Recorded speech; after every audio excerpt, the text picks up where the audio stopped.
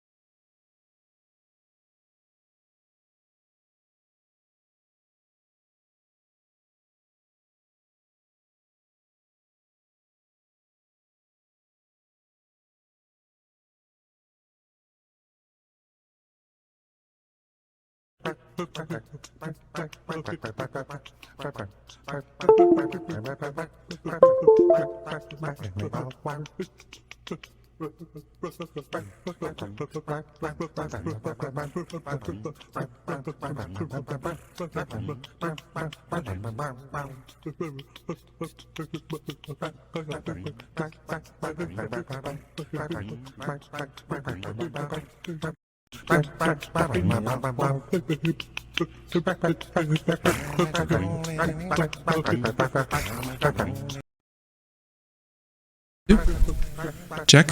All right, there we go. Stop that now. Sorry about that. Hey, everyone. Welcome into the Computer America Show. Wouldn't be fun without some technical difficulties. I hope all of you are doing well and you are ready for today's program. All it took was, if you can guess it, turning it off and back on again. That seemed to work. So everyone, hey, welcome onto the program. Thank you for tuning in. Today on the show, we have a special segment that is going to need some editing now, but yeah, we're going to do everything about super apps. That's something that we have mentioned here and there, and I kind of realized that, here in America, people really don't know what they are, and I think it'd be a fun topic to, really dive into and really see what they are. You'll learn, I'll learn, you laugh, you'll cry, you'll lose 15 pounds.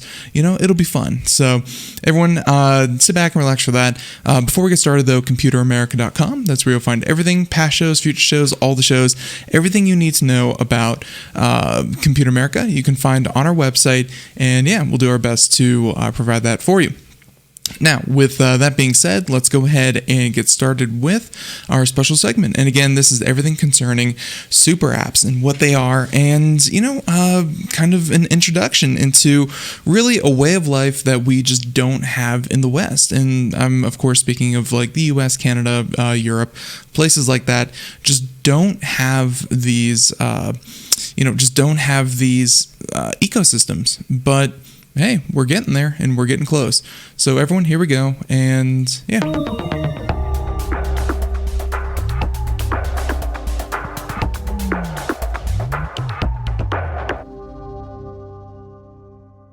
So I think we're going to start with this nice article that, and a lot of the information started coming out about a year or two ago. And I think this is going to be a good place to start, where this gentleman, Mr. Ryan Rodenbaugh, Wrote about this actually just a couple of months ago, and it has to do with super apps. He does a very nice kind of introduction, and I think it'd be a good place to start. So let's go ahead and get started with this. So let's see. Let's go ahead and start off by saying that he mentioned that, to kind of summarize this in his own words, he needed to spend time studying existing ones, and to better understand, he wanted to see what made a super app so powerful and how that differentiates from FANG. FANG, of course, F-A-A-N-G, which, if you don't know what that is the common acronym for Facebook, Amazon, Apple, Netflix, and Google, sometimes just abbreviated to FANG, which I believe would drop like the Amazon, because Amazon is a tech company, absolutely, but they are also, kind of a marketplace. And you're going to see why this gets a little confusing is because, we often talk about anti-competitiveness and market, kind of monopolies. And, the conversation with Apple has come up often that, they control everything within their own ecosystem. And and there's been regulators. There's currently a ton of regulation working its way through the system in the US and Europe as well, talking about, should Apple have that right to completely control their own ecosystem, to tell other people what they can and cannot do on their phones?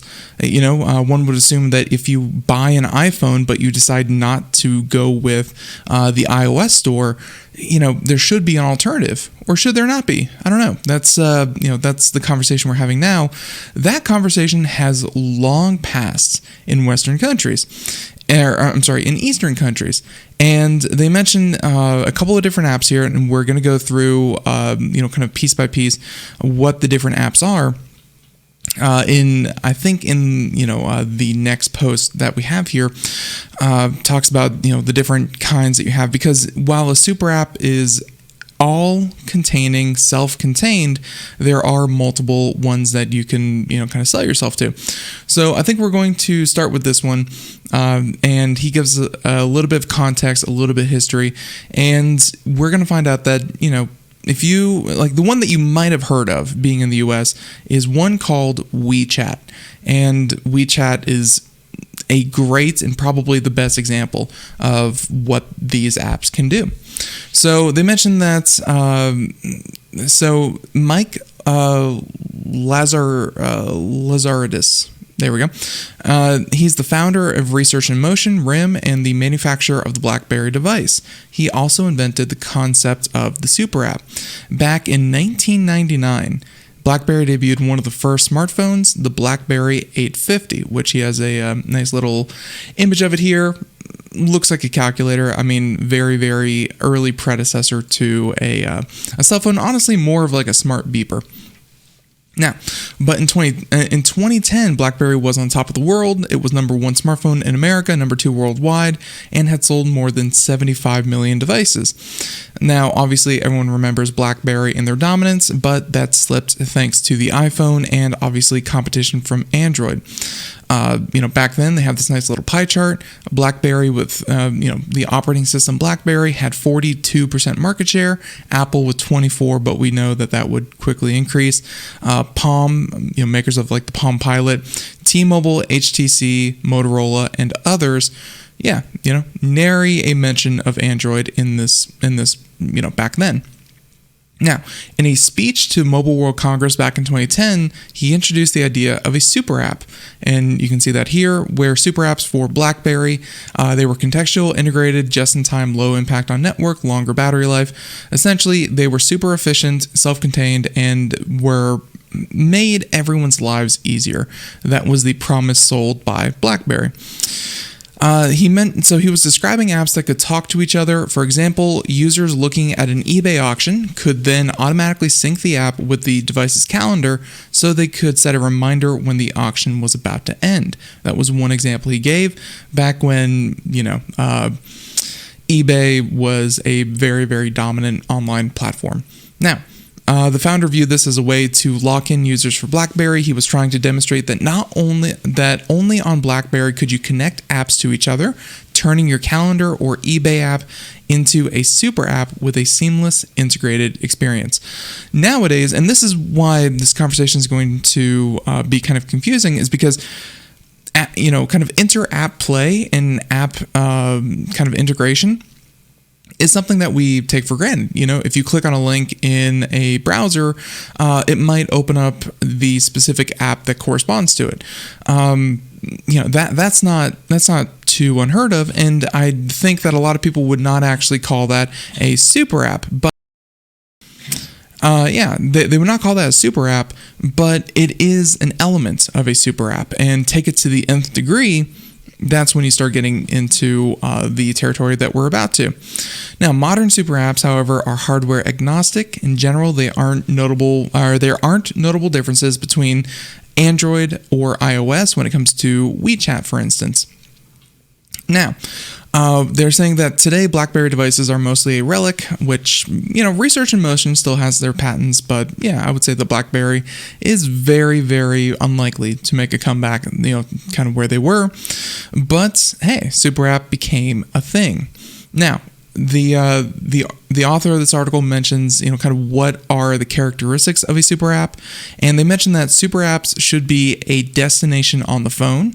Chinese search engine Baidu, for instance, is seeing its value tank as more people use WeChat for vertical searches. WeChat is a destination you can search and purchase in the same flow, whereas Baidu is not.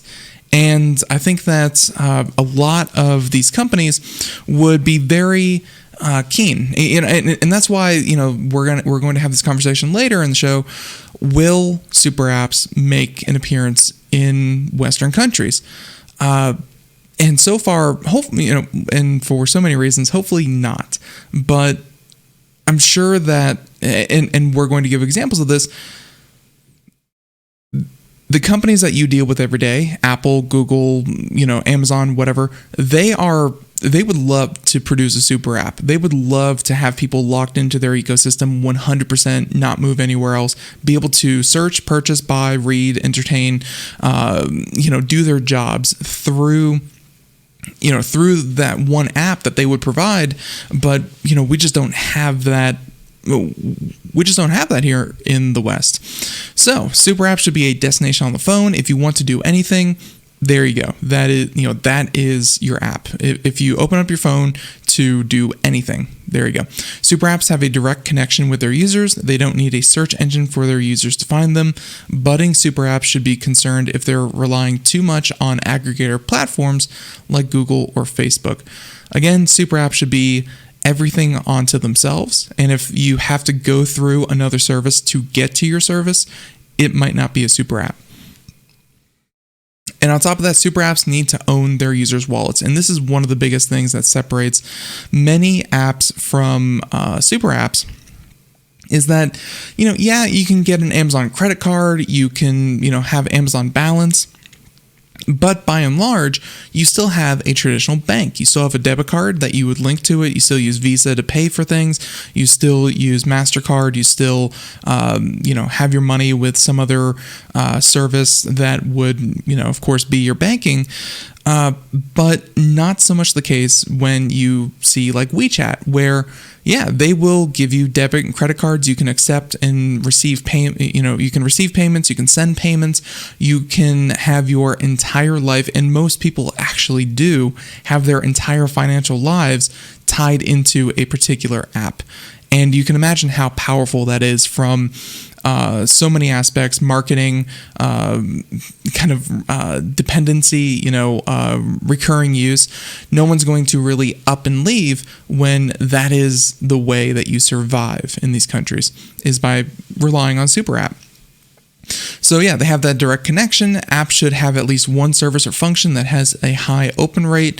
WeChat started with chat, Gojek and Grab started with ride sharing, and they are also now adding chat functionality on top of that. So many super apps don't start out as super apps, but they quickly bring in other services that they feel are kind of tangential, and eventually they become super apps, and every single vertical that they can get into, they bring into that one particular app. So, again, Wechat kind of started with chat, and then they moved on into payments, and then they moved on into grocery and food delivery, and then they moved on into ride sharing, and then they moved on into banking, and then they moved on into, just about anything and everything that a person would interact with in a single day. That's where a super app kind of, starts. Is just an app that's very, very popular, and then it uses that dominance to bring in other dominant forms to squash others in the marketplace. They mentioned that partnerships and openness are critical. While Wechat did start several of its services, of its service lines in-house, many of them are from third-party companies that they bought or invested in. One company cannot successfully build the best product for dozens of verticals, but yeah, it's something that they'll make those partnerships, but then again, they'll purchase them. This is actually very similar to what tech companies here in the US and in Europe actually do, where they see other people come into the space, disrupt the space, and then they will, they'll just flat out buy them.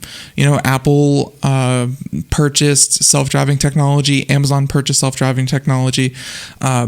Whenever they have to make a big shift in their business model, they are more keen to just acquire a company as opposed to partner with it or start from scratch. They are looking for a startup that, maybe has money troubles or, has that tough road to viability, but then they can just use their money from other aspects of their business and bolster that company and just completely bring it in-house. Happens all the time in tech and more so in these super apps. Now, they said that they need to allow partners to succeed. So obviously, that's making sure that their ecosystem can continue to grow and be an attractive place to grow, in that if companies want to use, let's say, Wechat to promote their services, supply a news feed, for instance, or something like that, they need to be able to actually perform well within that app. It's not so much about, squashing all that oppose you, but making enough partnerships that, if you succeed, everyone succeeds. And again, everyone succeeds within your ecosystem. And they also mentioned the super apps need to go deep on multiple verticals. They're mentioning that Grab doesn't offer just a surface level financial product.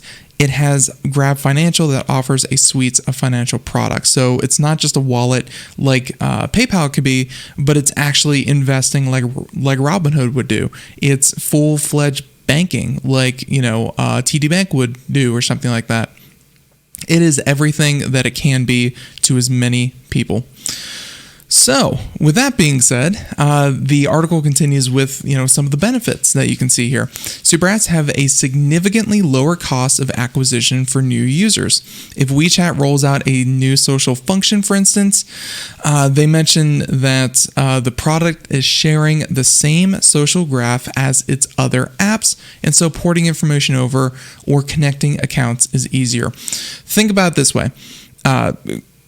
A very good example is whenever you sign in with Google or sign in with Facebook or sign in with Apple. Apple already has your first name, last name, email address, phone number, maybe even payment details if you allow them.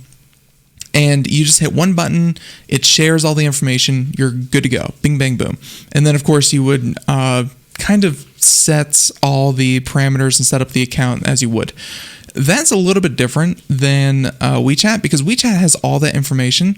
And they have all of your payment information. They have your house. They have your location. They have where you eat. They have where you drive, what rides you, kind of where you travel on a day-to-day basis. They have everything. And if you want to go into one of these other apps or services that they bring within the Wechat app, it's just a click away. It's not at all complicated. And in fact, the user experience can be very seamless between these different applications. You hit one button, boom, it's everything right there, and everything's good to go. They mentioned that where this point is less obvious is around financial products. Each time financial, and they mentioned fintech. Fintech is not about dolphins or anything like that. Financial technology apps brings on new users. These companies pay non-trivial costs to multiple vendors to run Know Your Customer and anti-money laundering checks. If a user goes through KYC or AML for GrabPay, they presumably don't need to go through the same procedure for insurance or lending. This decreases the cost of acquisition for new customers. Makes perfect sense. And with that, super apps also have a higher lifetime value with their users. As far back as 2015, Wechat had an average revenue per user of about $7, and investment banks in 2014 pegged Wechat's user per value at about $95 per user. Likely, the number is much higher for Wechat now, given the mini programs that did not exist yet in 2015. And as a point of comparison, you have Facebook in 2019 with about $7.26 per user, which is about the same as Wechat's was in 2015. These are numbers that they can associate that they are making this much money off of each user, and how much they are kind of how much money they, capital they move through, how much advertising they consume, how many products and fees are associated with everyone. Again, Facebook is sitting at about $7, which I think many people would consider Facebook a very dominant player in social media. And, just in people's digital lives, Facebook is very, very dominant. And you're looking at Wechat, which is like 10 times what a Facebook user is. It's pretty incredible. And then on top of that, user data is another benefit for these apps. Imagine having direct access to a user's financial transactions, social media posts, taxi history, and a myriad of other health and financial data. And you can imagine that, they even hide, kind of search results, which can be tied into all of that to see what someone is thinking, what they're doing, where they're going, what they're spending money on, all that kind of thing. You could do a lot with that. And of course, that data is extremely, extremely valuable, not just to the companies, and something that we're going to touch on here in a little bit, but not just to the companies themselves, but also to the governments that allow these things to operate. And that's going to be one of the big differentiators why this probably won't come to the United States, is because, we have regulators, we have privacy watchdogs, we have all this kind of thing. Over there, it's more, does the government allow you to operate? And if a company can provide this kind of information on a granular level on their users, as a whole, as an individual, and have all the data at the fingertips, you wouldn't run into a situation like we did yesterday, where you had Signal essentially telling the government of California, or at least the court district of Central California, and telling them, we don't know because we don't collect that data. That is not an acceptable answer in most countries, kind of outside Europe and the US and Canada. And I honestly don't think that a company would be able to operate like Signal does in these countries, because you got to have that. And if someone else promises to provide that for these governments, they're going to let them operate instead. So with that being said, they also mentioned here in this post, why don't we have super apps in the West? And they're saying, and they go into a number of different reasons, saying that if you look in Europe and North America, there are no dominant super apps. It's impossible to say with certainty why they aren't common in Western countries. But here's the author's different hypothesis, which I think he lays it out pretty good. 1, it's tough to build a super app for a country with an established internet economy, which is a very good point. There's been huge, I don't want to say innovation, development of these economies over the past 10 years. And the primary way, So, and that's going to fold into point number 2. But, we've had banking here for, 100, or probably as long as this country's been founded, but, for, just general consumers, 100, 150 years, since we have been burying jars in our backyard full of cash. No hate if you do, but online banking, digital currency, it's already an established thing. We use Visa, we use a myriad of Bank of America, TD Bank, Goldman Sachs, although I don't think they're a thing anymore, Wells Fargo and Wachovia, all of the popular banks. So we've had a long history of online banks, whereas other countries, and especially in the developing Eastern countries and Asia, the first time people have had money digitally is going to be through these apps. They would probably have their own savings, they might have their own organizations, but by and large, people handled their own money, and this is a way to kind of transfer that. So it's not easy to build a super app when you already have 10 different services that you're already dealing with, and being able to break those habits and get people to fully invest in a singular app means that you have to call into question, they give an example here saying that you have to call into question your relationship with Uber, iMessage, Twitter, your banking platform, Facebook, you have eBay, Amazon. You have to call into question are you happy? Are you satisfied with each and every one of these services before you invest time and, essentially walk away from everything that you've known before? So it's not something that a lot of people are going to do. Let's see. And I'm trying to see if there's anything else about this point. I think he pretty much summed it up there. Okay, so that was number one. Number two, super apps are mobile experiences, and most Western countries are not mobile first, which is very true. Many people use computers still. The amount of people that use their phones and use, the ability to have a smartphone is pretty easy when it comes to Western countries. But the amount that we use it compared to other forms of technology, we're pretty behind on Eastern countries. Luckily, we're pretty disconnected from our phones comparatively.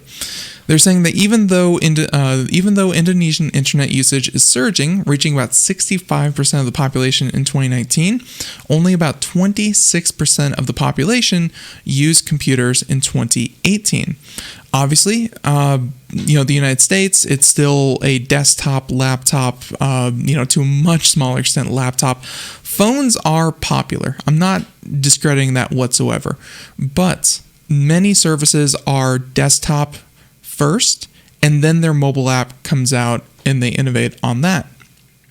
Obviously, now, the United States becomes a more mobile-first country with the younger generations leading the charge.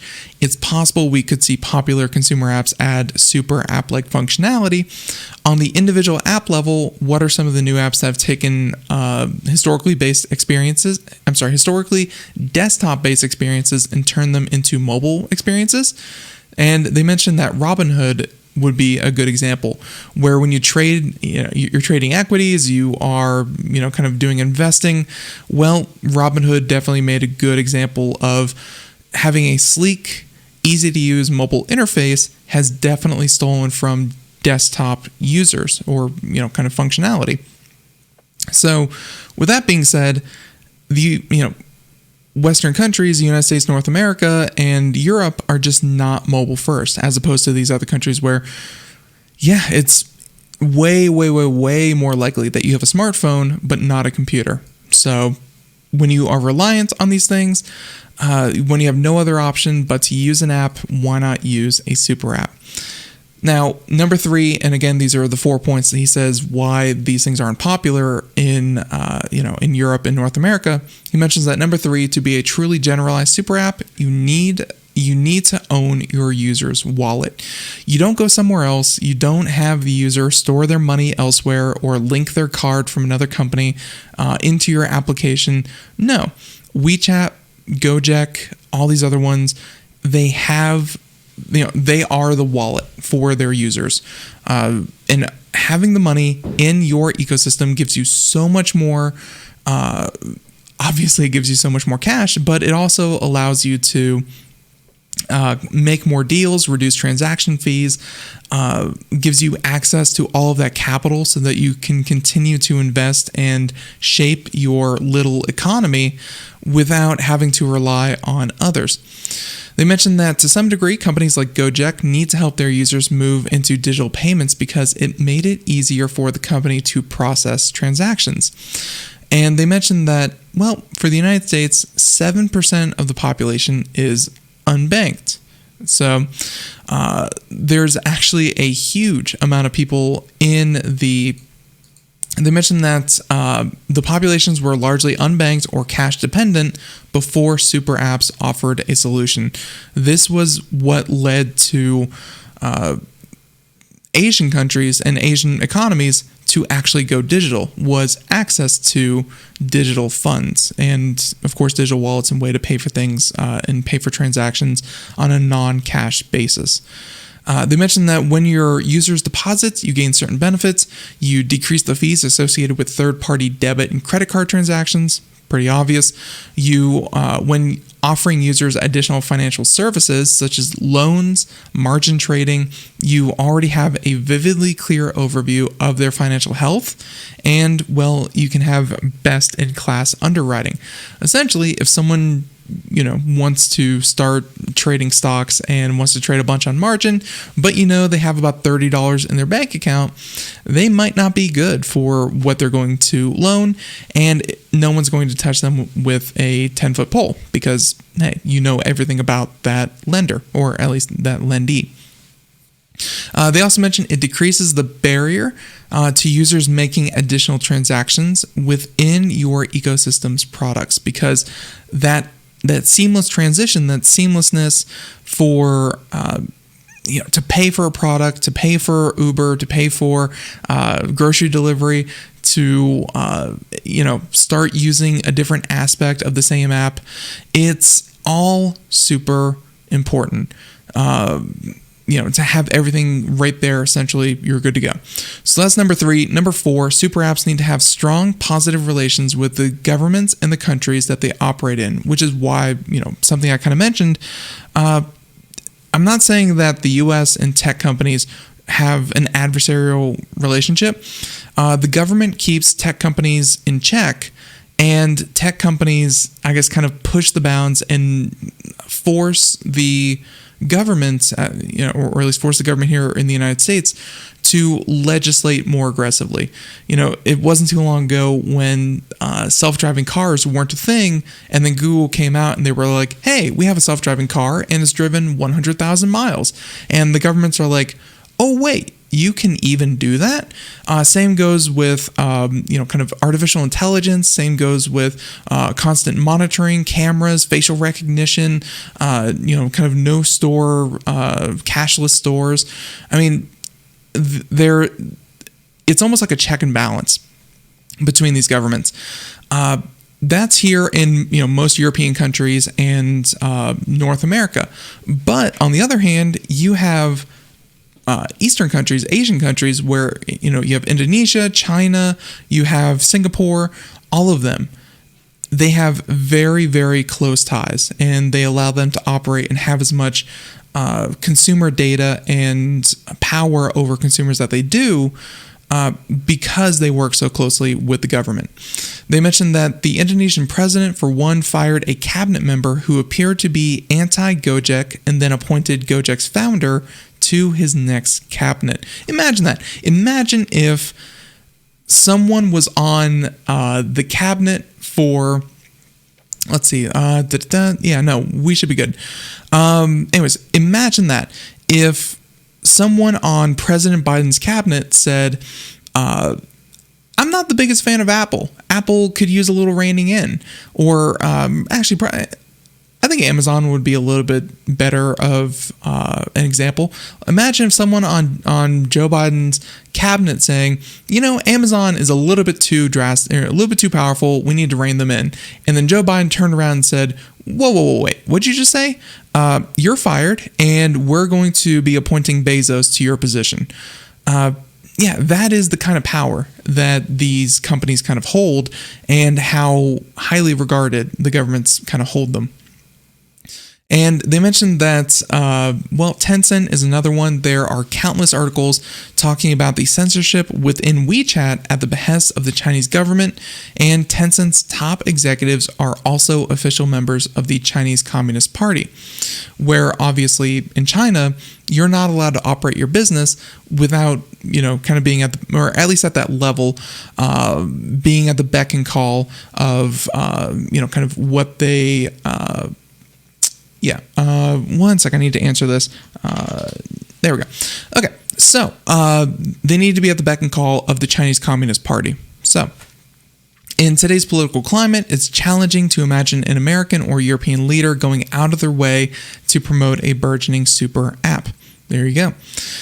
And as he's covered before, Gojek and Grab have lots of pro-nationalist marketing in which they align themselves with the growth of the company with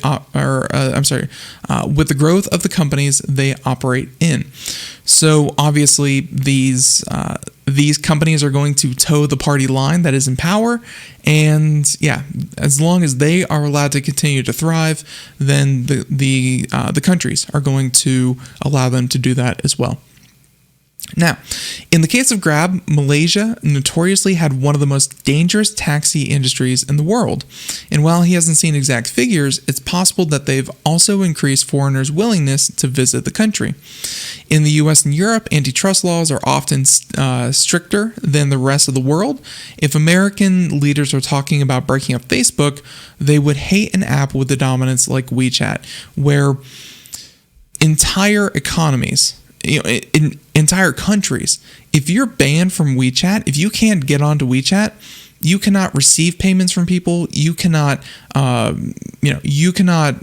spend your money. You cannot get a job.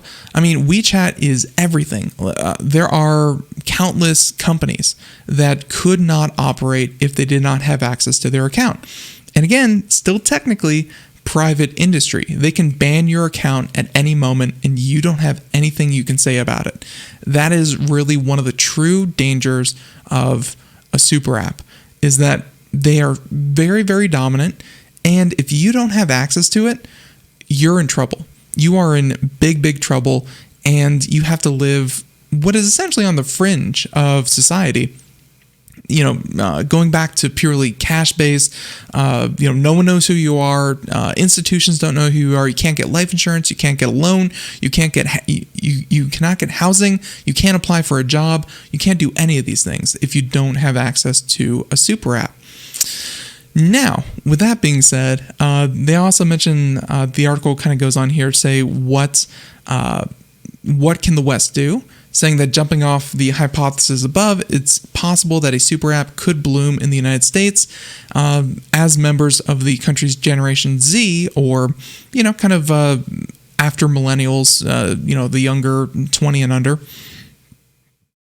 as they lead the country to become a more mobile-centric country, which is already happening. You're already seeing that. Now, while the author believes that it would be difficult for a Western-focused company to build a generalizable super app, he does believe it is possible for entrepreneurs and existing companies to market powerful super apps for X. And of course, so super apps for X, and X being different industries, such as your finances, traveling, for health. We already see that happening. So yeah, it's not too far fetched that you have maybe 5 or 6 apps for everything in your life instead of one overarching app. And we already see that in some sectors. And don't get me wrong, you have companies already trying to do this. Remember, Amazon went from delivering books to delivering everything to owning grocery stores. And then on top of that, they got into medication and pharmacies. They wanted to be your everything daily provider. And yeah, just have to keep taking that more and more and more in that direction. and you could start ending up with super apps, or at least companies that are in so many verticals, they could be considered super apps. So with that being said, they mentioned that the evolution from a regular app to a super app looks something like this. You build one killer app or suite or complementary apps in-house, do some formal business development or partnership deals where you allow a third party to offer the service through your app, and third, have a completely open product line where anyone can create their own app within your app. This is, in some ways, kind of like what Apple already does. You have apps within, obviously you have apps within their app store, but Apple still takes a cut. Apple still has kind of the overarching control of the platform. It's just right now we really don't consider it that way because, it's not the dominant operating system, and no one particular app does everything for these people. So let's see, I'm trying to read any more in this article, or if we're just going to go ahead and skip on. And by the way, the author is actually excited at the possibility of super apps coming to Western countries. Whether or not that's a good thing, who knows? So this next article that we have here, again, that was a great Tech in Asia is the publication where we saw that, and that was a great kind of introduction and poses some questions, and I think obviously gets us familiar with the idea of what these things are.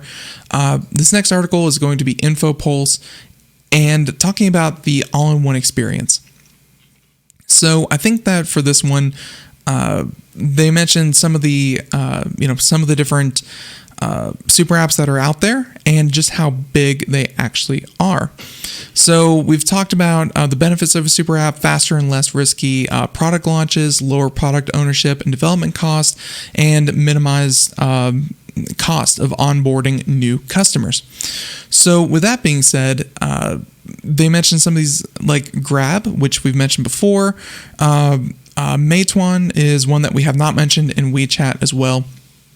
Grab, for instance, does everything from taxis, bikes, ride-hailing, scooters, shared rides, package delivery, restaurant delivery, grocery delivery, lending services, digital payments, and loyalty reward programs. Think like for different stores and grocery stores and other loyalty programs. Operates in 8 different countries and has 144 million users. By the way, some of these super apps get super, super big. It's amazing when I guess Facebook with its, 2 billion monthly active users is, kind of the bar, but still, that's just for like chatting and making sure that your relative is still alive. This is a step beyond. This is everything. So that's Grab, again, mostly ride hailing and grocery delivery and digital payments, things like that. Meituan, which operates in one country, which is just China, has 382 million users. One country, 382 million users. It does food delivery, grocery delivery, hotel booking, restaurant reviews, movie tickets, local services such as massages, car washes, language lessons, haircuts, dog walking, and group buying. Think about that. Everything that we just said to North America and Europe, each one of those would probably be its own service. Like maybe Uber would do food delivery and grocery delivery, but for hotel booking, obviously through advertising, I now associate that with like Trivago. But yeah, hotels.com, Google, whatever. Restaurant reviews, also Google, but you also have like Yelp and things like that. Movie tickets, Fandango or something like that. Local services like massages, car washes. Some of the national chains may have their own apps that they would, kind of bring you to, but hey, haircuts. Yeah, why would you have an app that is for haircuts that is also for hotel booking? The two seem so very different. But all of that, again, is in one particular app with 382 million users. And by the way, this article is, let's see, do they have a time that this was written? I think it's pretty timely. It mentions data from like 2019, 2020. So that number has certainly grown. And then you have Wechat. that does services like messaging, voice and video calling, makes sense, pretty related, photo and file sharing, like any other social media, news articles, that's where Facebook and Google are trying to get into, having their own news feeds. So that's still within the realm of possibility. Digital payments, Facebook does that. Google starting to do that. Wealth management, so not just payments, but your entire portfolio would be associated with WeChat. Bill paying through local governments or your apartment or your mortgage, you would pay through WeChat. Buying virtual currency, mini apps for third-party services, ride-hailing, online shopping, food delivery, public services like medical appointments, visas, and driving records. That's right, your driver's license is on WeChat. It is heavily ingrained. So, with that being said, they mentioned that Grab is also in the process of adding other things to their service, like telehealth, which is super popular during COVID, GrabFresh, which is a food delivery service partnered with Happy Fresh Service, microloans for people who are looking to kind of build their credit and use their credit, and an online insurance marketplace that for a fact. Imagine buying your health or life insurance from Facebook, and how much information, background, just kind of general knowledge that these companies would have on you when you try to purchase life insurance from them. They would know every single thing. Nothing is hidden. Everything's out there in the open. For good or for bad. Now, with that being said, Line Corporation, a Japanese messaging app boasting 44 million users, also unveiled their major platform, Line Score, which is an AI-driven social credit score system, opt-in only. Although, if you want to check out social credit, which we have talked about on the show before, that's a different special segment, and social credit definitely applies to these applications. Just a quick refresh, if you don't know what social credit is, that is how good of a person you are in regards to how you live your life, the things you do, how well you toe the party line, how well, do you pick up your dog poop when you go for a walk? Are there any complaints against you? How often you show up to work? Every little thing, just like a credit score would be how you live your financial life. A social credit score is how you live your social life and everything that is associated with that. It gets really in-depth and really, really petty. So Line is looking to add that in, as they say, opt-in. But for how long? Wait, I got this. There we go. Opt-in. Okay. Now, Line Pocket Money, a separate microloan service. Microloans are a huge thing over there. Mini app platform. So just like WeChat, you can develop other apps, launch it within the App Store, and just kind of go ahead and go do that. And then Line Paccio, which is a service complementary to Line Dilemma food delivery. And the new service will let users order takeaways and pick them up from a nearby restaurant. The company also plans to roll out a business-focused version of Paccio that will assist restaurants with offering takeout options. So they are looking to get into the same space. Again, the idea here is that if people have to open another app on their phone after they've already opened WeChat, Line, Grab, whatever, then you need to be in that space. And retention is a huge part of it. And yeah, just making it so that you only need one app on your phone is the name of the game. So they mentioned a number of different superpower apps. They mentioned everything from Alipay, Fave, Paytm. There we go. It's an Indian mobile wallet, so India is certainly kind of on the cusp of this as well. PhonePe, Reliance Jio, Meituan, as we talked about. I mean, yeah, there's a number of these apps, but so far there's a couple that do everything, and then some of these other ones are starting to get into multiple verticals and will eventually evolve or be acquired by these other super apps. So they mentioned that, so the article mentions some things like, it does not mean that local players aren't pursuing platformization. essentially making a platform and marketplace routes, saying that Google Maps, for example, while the company executives never stated that they want to pursue the super app route, over the last several years, they have expanded the scope of features for Google Maps. For example, using Google Maps, you can search and book hotels, tours, and tickets to popular attractions. You can receive navigation to your daily commute.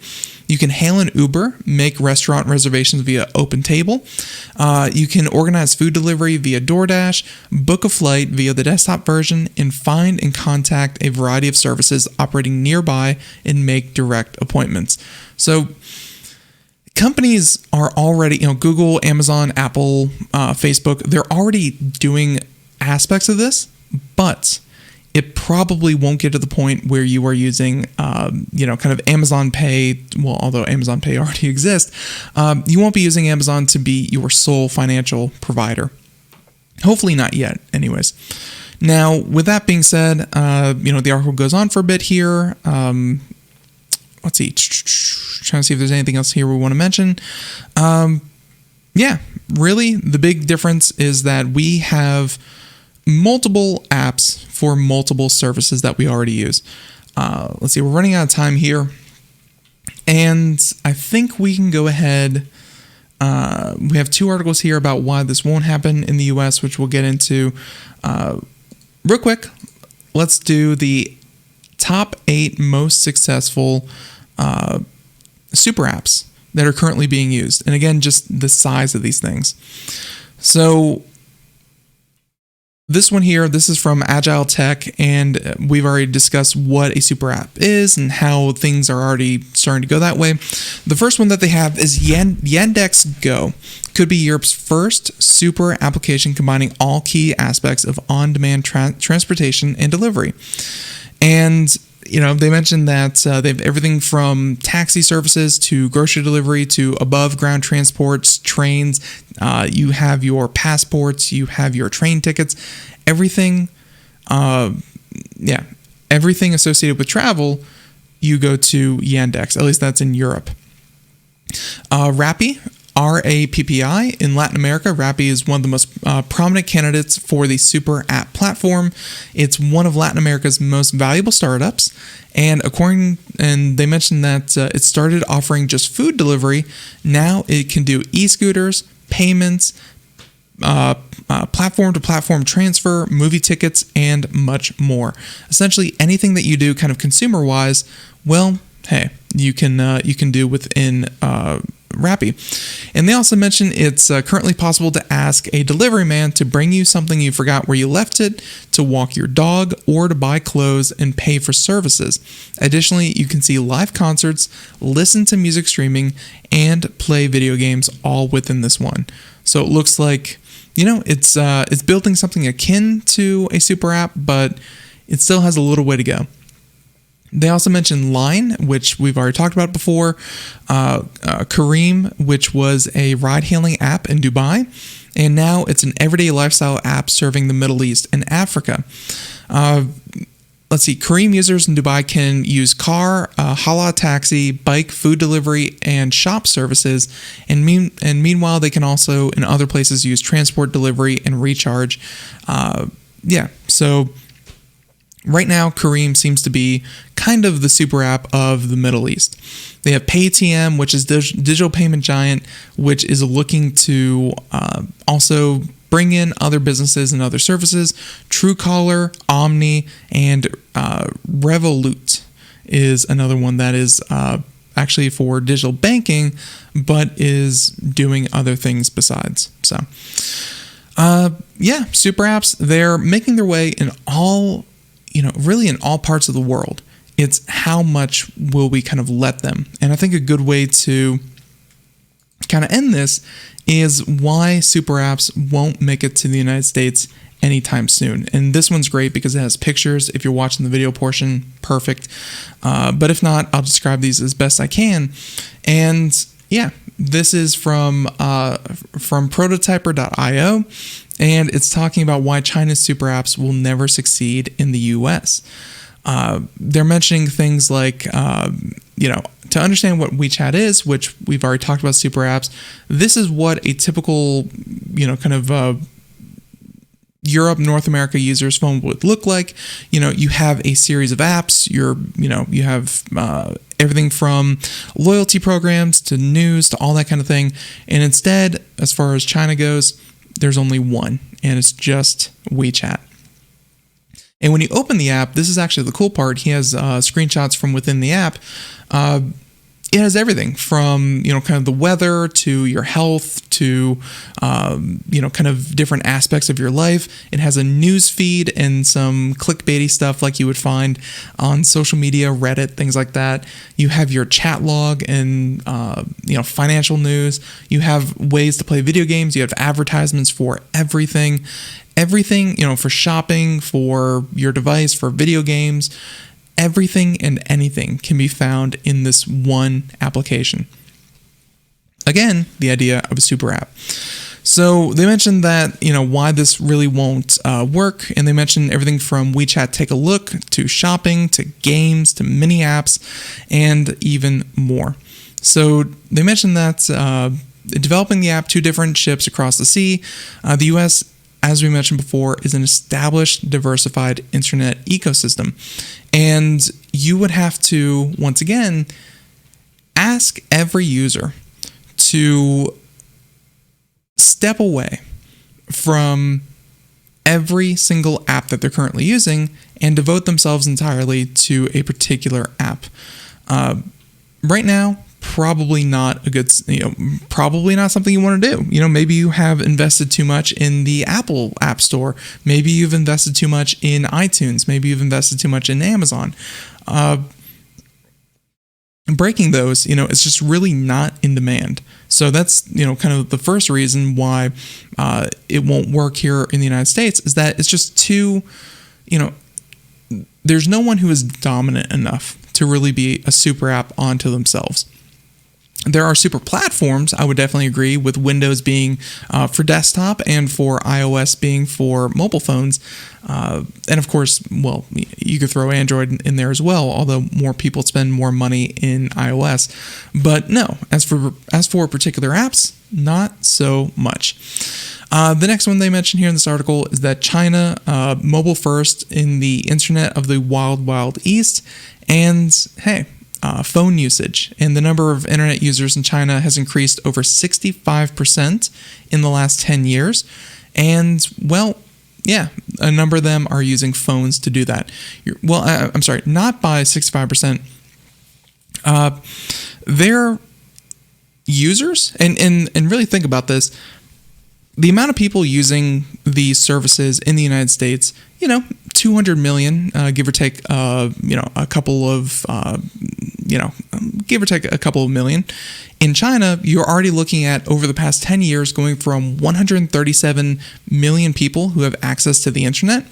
And now in 2017, so I'm sure it's already up to almost 1 billion users, 1 billion users in China having access to the internet.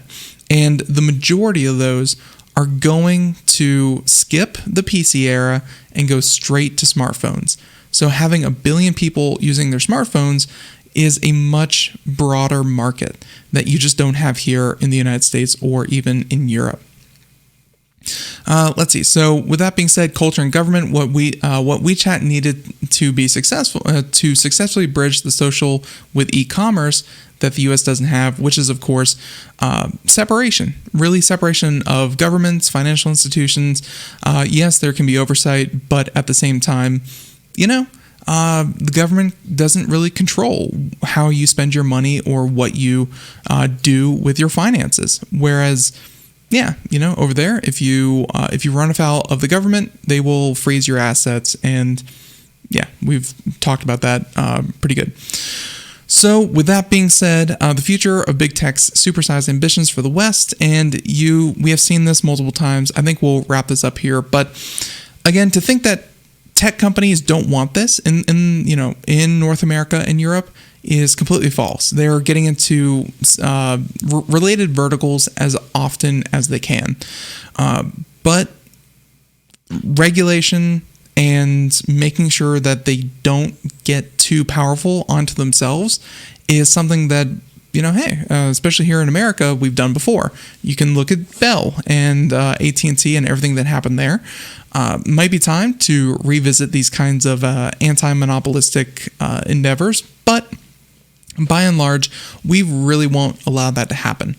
But it's something that they're going to push and push and push, because getting people within the ecosystem and spending the money that they would otherwise spend elsewhere is just good for their bottom line. So with that being said, there are aspects of super apps that are very convenient and very good, but when it comes to privacy, separation of companies being able to know everything about you and be able to aggregate so much data that they know you better than anyone else in your life, there's concerns about how much they know and what they should know. But overall, super apps are probably never going to be a thing for the West, and honestly, I really do feel like that's a good thing. But we definitely need to keep an eye on it, because companies driven through profits will inevitably keep visiting this topic. So there you go. There's super apps, everything you need to know about them. And that was fun. Everyone, I hope that you had fun too. Thank you for tuning in to Computer America. Until next time, tomorrow we should have the one, the only Mr. Nathan Evans here on the show. popzara.com if you want to check out anything pop culture. And hey, of course, tune in tomorrow, 4 p.m. to 5 p.m. Eastern, Monday through Friday. Everyone, have a great day. Thank you so much. Bye, everyone.